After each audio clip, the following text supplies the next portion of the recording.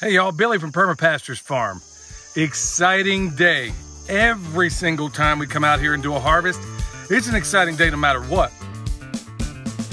This is Perma Pastures Farm in action, where permaculture is my passion. We're gonna show you how to build a... Here I am standing at the edge of the orchard. Now it does have a distinction between an orchard and a food forest down the way, but we're not going to talk about that just yet. We're going to talk today about how a permaculture harvest is a little bit different than your typical harvest. We're going to show you why. Now, here we are on the edge of this. You got this black locust that's doing great. This thing's only about 1.5 years old. We got comfrey, which we harvest every single day. Back in here, we have a whole bunch of strawberries. We stopped counting at 65 gallons, and we just put them in last year. So, I mean, you can't complain about that. And then intermingled throughout all of this, we got a peach. Remember, every third tree is a nitrogen fixture, so we have a productive tree there. Got an apple over there that's coming out of the ground. Over there, blueberries. Well, the cool thing about a permaculture harvest, y'all, is that we get something pretty much all throughout the season. We get it in bits and pieces sometimes, and sometimes it comes in droves. Now, over here next to the chickens, oh yeah, what we got here? These Asian pears, which these suckers are ready right now. Okay, man, look at that. Beautiful. Shouldn't even have let them go, but I wanted to. There's some of these things where we didn't want the buds to come up because we want the tree to put energy into being what it's supposed to be. But also over here behind me, we got a number of other things. Cool thing is, once again, going back to the zoning, we could take our comfrey, some of that rosemary that's growing up out of there, rosemary, thyme, all that stuff, garlic, everything is growing around every single tree. And as we need to, because rosemary is fantastic in terms of a therapeutic nature when it comes to chicken. So we can take that, literally throw all that right over to the birds. They get their medicine, they get their food, they get their comfrey. In fact, I'll show you all that here in a minute. But the difference between a permaculture harvest is that, like Jeff Lawton, the great Jeff Lawton always says, we try not to be trophy hunters. I'm not necessarily looking for the largest crop of anything. I want a sustained crop, and one that I didn't have to put in a whole bunch of work to get. Now, I'm no stranger to hard work, and I don't mind it. In fact, I despise laziness. But the thing about a permaculture harvest is that we go out there and we get things with a minimal amount of effort, so we can put our effort into other things. Now, there are other times where we actually work really tough on concentration in our harvest. All right, let's move on to the next.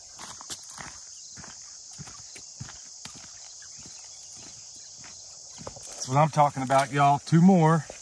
Pears, by the way, are my favorite fruit. I know everybody keeps saying my favorite berry is a blueberry, which we got plenty of. Remember, if there's something you like to eat, grow it. I love pears, so we got lots of pears out here. Like I said, it's my favorite of all time. And this is that emerging part of the orchard that we're not quite ready yet. We're not quite, this is the part of the orchard, which, by the way, flanks each side of the road. We got to do a little bit of maintenance on it here and there. But the beautiful part about all of this, the fantastic part is look, I can literally drive up the road. So when these things become mature, we essentially put what would ordinarily be in zone 3, by virtue of the vehicle that I can drive up and down here, made it available from zone, you could even call it zone 1, depending how you use your vehicle. So I can drive up with the truck, reach out, step out the door, bam, grab these, grab whatever I need on the way up. That's the beauty of zoning also within this. Let's get some more. All right, so we're going to concentrate in a few places all the way around here.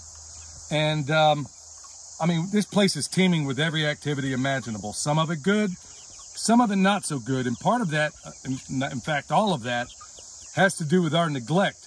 We got these tomato stakes out here. We got some other ones that are bamboo, and we got some other that are oak and all that good stuff. We have them planted throughout here, and a lot of them aren't doing well because it is solely on our shoulders. We didn't look after it. Got so busy with so many things, but I lay bare all of our mistakes, y'all, because there's a lot of people saying, man, I can't keep up with it. Well, that's part of it. That's part of this lifestyle, y'all. So you just do the best you can. Next time you come around and think, okay, maybe I got myself in too much, and maybe I'll do it differently. Like here it is, I got a tomato that's partially rotten. We did manage to get some up out of here, We got some over here that are hitting the ground, not doing so great. Okay, well, it's not a total loss, because what we do with those is you got these chickens right over here. And by the way, as a little side note, look at how they're scratching away. That pile was stacked up this morning, y'all. That's where they're getting their protein. Over here, we got another detachment. And they're getting their protein out of there too. The other ones down there in the cage, they're getting carbs. So all we got to do, quite literally, is come over here, toss that stuff to them, and they dig it. So some of these tomato plants, like I said, they're not doing so great. Some are doing well. Now, as we come down, we have a little jumbled mess. This is more, like I said, y'all, we don't hide our mistakes. We got the bear fence that we stuck over here with the full intention that we would take it back to the bees and get that all squared away. But hey, there's still a respectable harvest. Now, I'm gonna go through and I'm gonna pick up all of the stuff that ain't gonna make it, ain't working out. I'm gonna dump them on over to these birds, and Michelle's gonna go through and she's gonna harvest the things that are, you know, ready to rock and roll.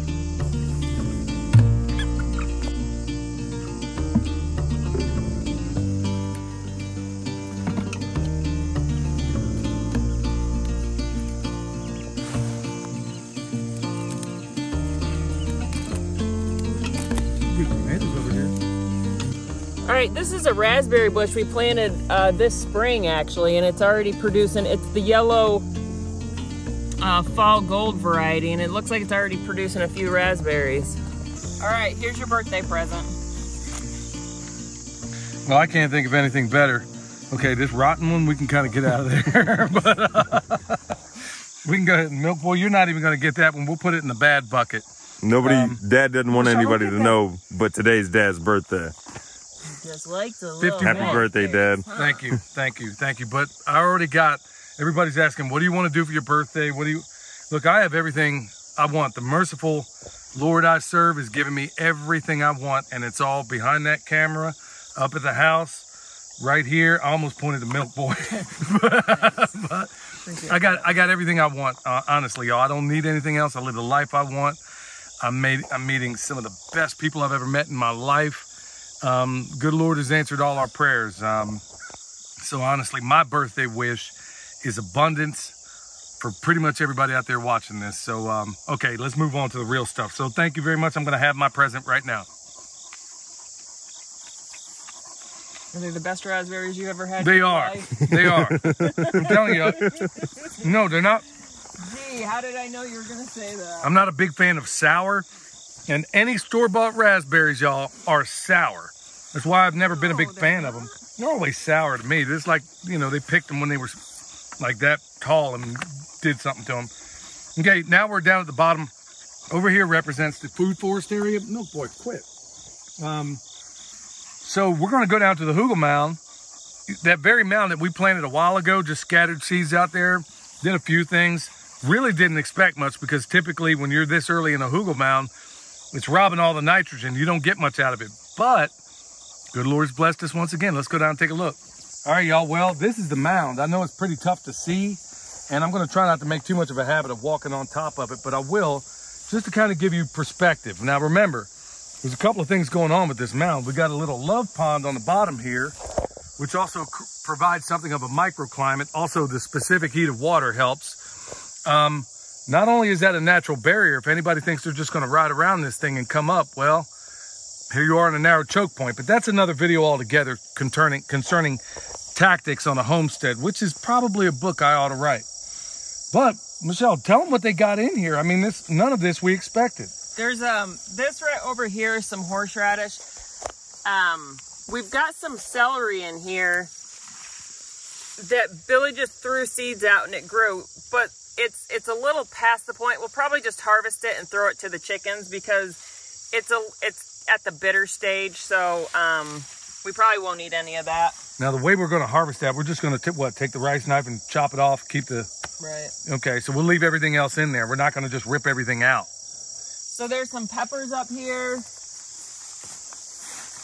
Oh yeah. There's some tomatoes over there, and then there's another tomato plant back there. There's a cushaw down here. Hopefully Milk Boy won't get that one.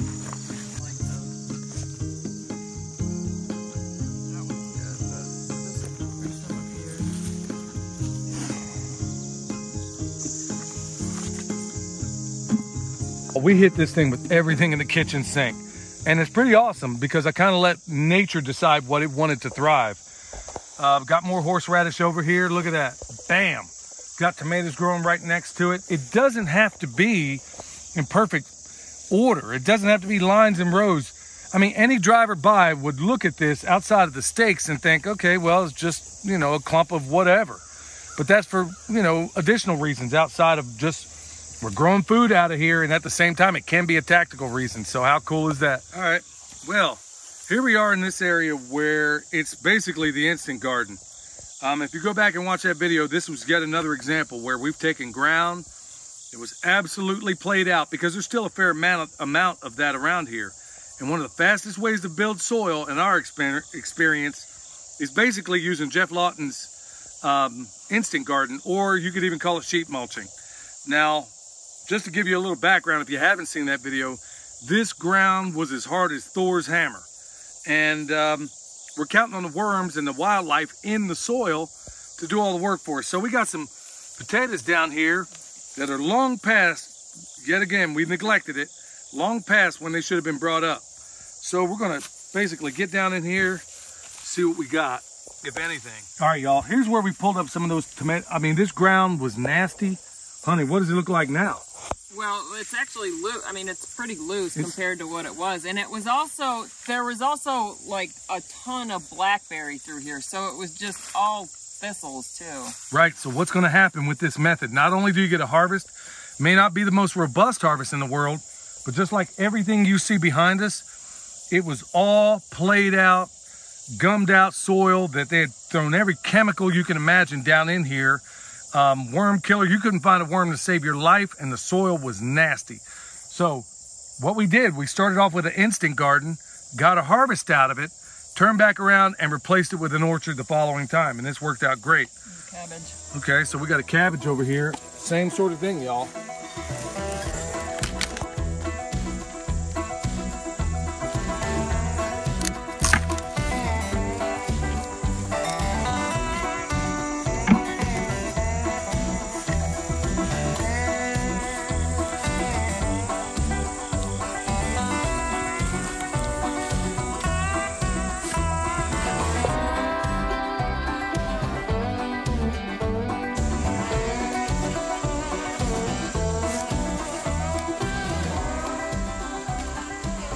All right, y'all, how cool is this? So we got these potatoes from over here.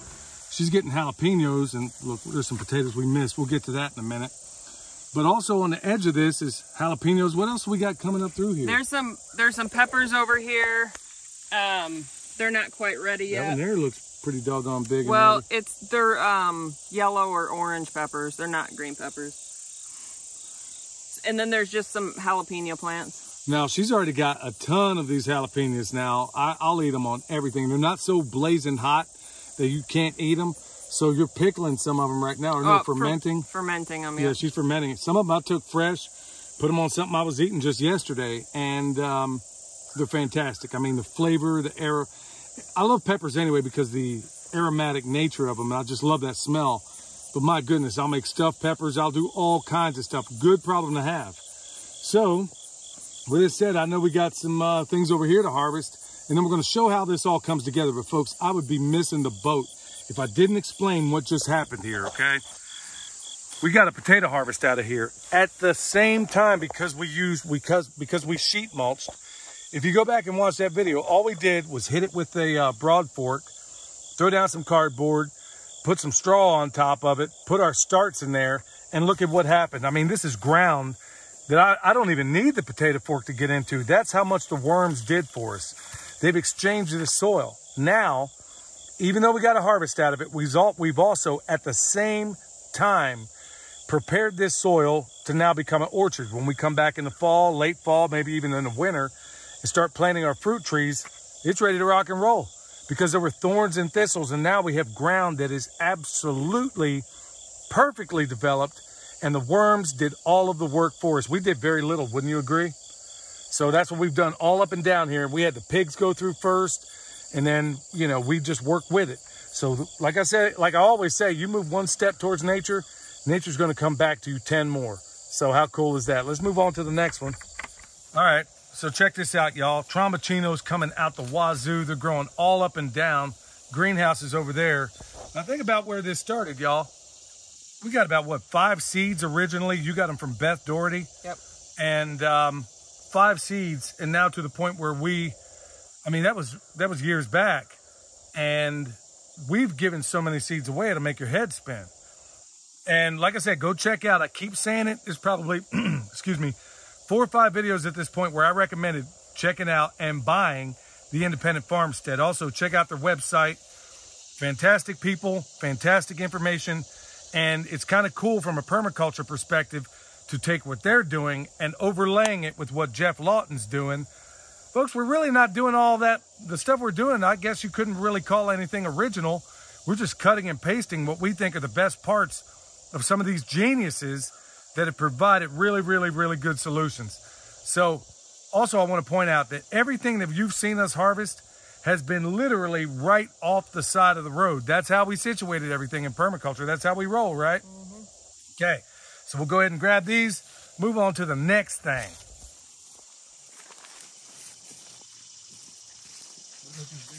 All right, y'all, here we are in the emerging food forest. I'm sorry, the emerging orchard. Got our hot wire on the outside of here, so I don't want to get mixed up in that. But what am I standing in? I mean, this is why I love permaculture. We got lemongrass right here. Over here, we got some basil, about to go to seed. Over here, look here, this is the star of the show right now. We're just gonna take this head right off. Look at this.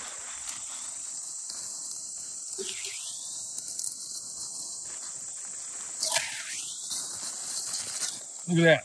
Sunflower, baby. Yeah, whole lot of stuff we can do with that. Got rosemary popping up here, surrounded in a sea of comfrey. All right, well, we're not the only ones that get something out of the deal. We got some of this bull poop in here. They'll go through, get what they want out of that. And over here is all the stuff we didn't eat. And ordinarily, if I had my loppers with me, I'd go ahead and chop this up a little bit. It's not that big a deal, though. So we'll put all that in there, all the things we can't mess with. And then as usual, you know, no morning would be complete without, I don't have my rice knife, but this will work. No morning would be complete. You got grabbing some comfrey, they get that too. So you guys will go ahead and work on that. So look, y'all, there's no waste. And going right back to zones, the reason why I've been on top of zones so much in this whole thing is that it can make you efficient. I remember talking to Danny from Deep South one time, and he told me the #1 reason that they're able to do what they do to the extent that they do is everything, and I've been there, I know he's right, everything is zoned perfectly. Everything is in very close proximity of where they'll need it. So that's exactly where zoning. These guys get some of this, and it's all the benefit of zoning. Made our lives 10 times easier. All right, y'all, that's a morning harvest. And we're still a bunch more. There's stuff in that high tunnel. We'll just save that for another video. I mean, look at this, for crying out loud. This is just a morning while doing the chores, okay? And everything you've seen us get is very close proximity to this road that we have going up and down here. So it makes it that much easier. I mean, good night, man. The best thing on the plate right now, I mean, these little tomatoes, Charlotte, Justin's little daughter, she's gonna absolutely love those. And then, you know, to boot, all the stuff that we can't use, right down there, it's going to the chickens. But hey, it's my birthday, and I'm gonna get the best present anybody could ever hope for, and I'll bite this here in a minute. But y'all, look, if you need anything from us, if you need bone sauce, comfrey, rice knives, comfrey salve, anything we have down below, whether it's an EMP shield, the world's best coffee, and you can find it all down below. But hey, right now, happy birthday. You want the first bite? Happy birthday to me.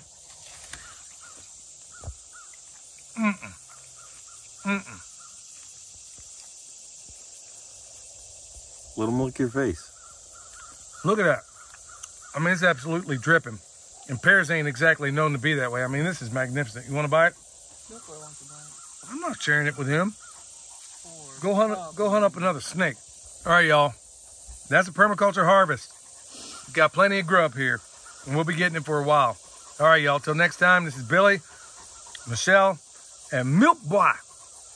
Perma Pastures Farm. where permaculture is my passion. We'll see you next time.